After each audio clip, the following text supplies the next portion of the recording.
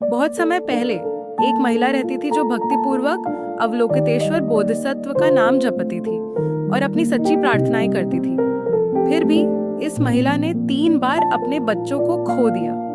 उसके पहले और दूसरे बच्चे 2 साल की उम्र में मर गए और उसका तीसरा बच्चा गर्भ में ही मर गया। जब वह इन लगातार होने वाली विपत्तियों के दर्द को सहती रही तो उसने अवलोकितेश्वर बोधिसत्व के प्रति द्वेष भी पालना शुरू कर दिया। अगर अवलोकितेश्वर सच में मौजूद है तो वो मुझ पर ऐसी पीड़ा कैसे ला सकते हैं? मैंने अपना समय व्यर्थ ही बर्बाद किया, वह सोचती हुई जोर जोर से रोते हुए अपनी बदकिस्मती के लिए अवलोकितेश्वर को दोष देने लगी। तभी एक बूढ़ा भिक्षु उसके घर से गुजर रहा था। मूर्ख औरत, इतना दुखी मत हो और इतनी जोर से मत रो।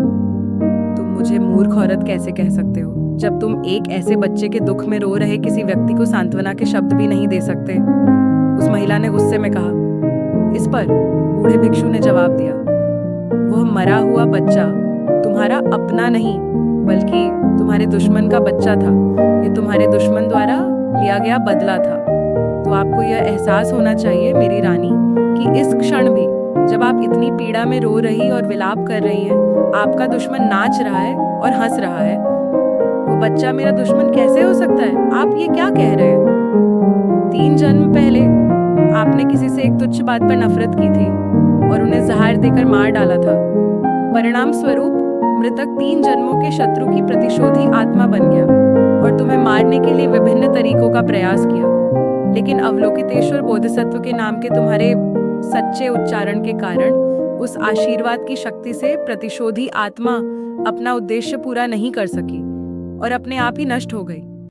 हालांकि वह प्रतिशोधी आत्मा इस जीवन में तुम्हें सताना और दुख पहुंचाने के लिए तुम्हारे बच्चे के रूप में पैदा हुई और कम उम्र में ही मर गई।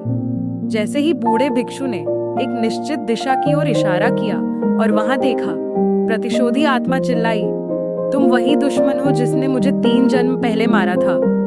अवलोकितेश्वर बोधिसत्व में विश्वास करने और उनका नाम जपने से प्राप्त पुण्य के कारण दयालु देवताओं ने दिन रात तुम्हारी रक्षा की है, जिससे मैं अपना उद्देश्य पूरा नहीं कर सका। अब मैं भी सब कुछ त्याग दूंगा और अवलोकितेश्वर बोधिसत्व से व्रत लूंगा कि मैं गहराई से पश्चाताप करूंगा।